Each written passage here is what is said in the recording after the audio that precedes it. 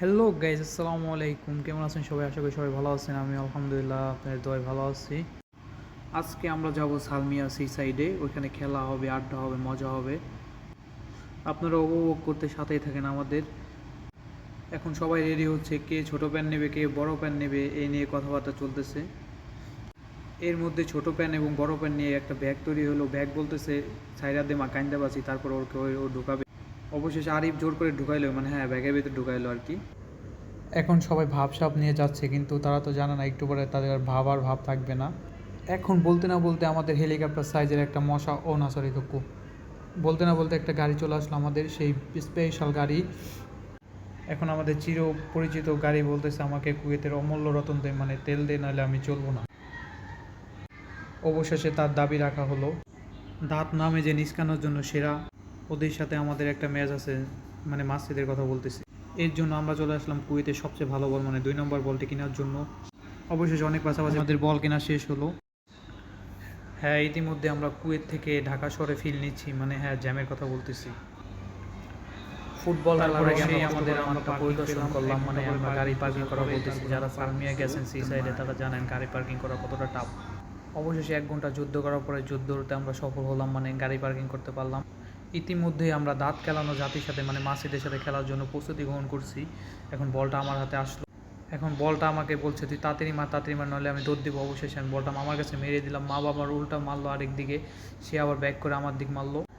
এই মারামারির মধ্যে আসল খেলা শুরু হয়ে গেল। এখন দাঁত নামে যে দাঁত খেলানো পার্টি নেমে গেছে মাঠে। ইতিমধ্যে তারা খেলা শুরু করে দিয়েছে। জোর করে আপনি কাউকে ভালোবাসতে পারবেন না, কিন্তু ওরা জোর করে ঠিকই বল হাত দিয়ে ঠেকাবে। ভাই তোরা ঠেকাবি ভালো কথা ঠেকা, কিন্তু হ্যান্ডবলটা তো মানবে, ওরা সেটাও মানতে রাজি নাই। তারপরেও কী করার আছে, দাঁত খেলানো জাতি বলে কথা। আমরাও বাঙালি জাতি, আমরাও কম জানি না। ওরা খেলবে সারা জীবন, আমরা খেলবো একদিন। বলতে না বলতে মামুন একটা জোরে শট দিল, কিন্তু বল চলে গেল মাঠের বাইরে। আর এইদিকে আমার কথা কি বলবো, আমি বলকে বলেই তুই আসিস না আমার কাছে, তারপর বল খালি আমার কাছে ঘুরে ফিরে চলে আসে। যাই হোক, সাদা গেঞ্জি ভদ্রলোকটা কিন্তু আমি। আর হ্যাঁ, আমি ফুটবল খেলতে পারি বা না পারি, ল্যাং কিন্তু ঠিকই দিতে পারি। দুইজন দাঁত খেলানো জাতির সাথে কিন্তু অনেকক্ষণ পাশাপাশি পরে, মানে ওদের ভংসং বুঝিয়ে দিয়ে কিন্তু আমি বলটা ঠিকই নিয়ে আসলাম। বলতে না বলতে কাওয়াকাদের একটা শট মারলো। কাওয়াকাদের ল্যাং দিচ্ছে কাটাচ্ছে। অবশেষে কাওয়াকাদের একটা শট মেরেই দিল। যাই হোক গাইজ, বলতে না বলতে কিন্তু আমরা ম্যাচটা জিতেই গেলাম 3-2 গোলে। আজকে যদি বাংলাদেশ ফুটবল দলটা আমাদের মতন পায়ের নিচ দিয়ে ল্যাং দিয়ে বল আনতে পারতো, তাহলে বাংলাদেশ ফুটবল দলটা 1 নম্বরে থাকতো অবশ্যই। এখন আমাদের ফুটবল দলটা কেলানো জাতকে হারিয়ে দিয়ে তারা নিজেই সমুদ্রের পাড়ে বসে বসে খেলাচ্ছে। খেলাতে খেলাতে আমাদের নাজমুল ভাই একটা চুলা বানিয়ে ফেলেছে সাগরের মাঝখানে। কিন্তু এই দিকে তো আমরা আসল জিনিস দেখতেই হবে, মানে ভিউর কথা বলতেছি।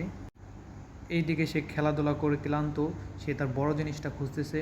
হ্যাঁ, আপনারা যেটা ভাবতেছেন সেটাই কথা বলতেছি, সে অবশেষে পেয়ে গেল। এখন আমাদের মাঝে একটা কথা আছে, খেলাধুলা শেষ সোনার বাংলাদেশ। এমন হয়েছে আমাদের দশা আজকে। অবশেষে সেই আমাদের ছোটো প্যান্ট বড় প্যান্ট এক জায়গা করে সেই ফুটা ছোটো ব্যাগটা ভিতরে ভরা হয়েছে। এখন কেউ তো ব্যাগ নিতে রাজি, আরেকজন ব্যাগটা টানার ভয়তে সে একটু ভাব নিয়ে নিচ্ছে। আর আরেকজন বলছে তোমরা কী করো, আমরা যাই করি, তোমার মতন গামছা গলায় নেই নি। আর এইদিকে সে আইফোন 20 প্রো ম্যাক্স নিয়ে ভাব নিচ্ছে, পাশাপাশি আমিও। যাই হোক, ভাব তো সবাই নিতে পারে, কিন্তু তাপ নিতে পারে কয়জন। আর এই সেই গামছাওয়ালা লোকটা, ভাই তোমার গামছার যে ভিডিও ছাড়লেই ফর ইউ।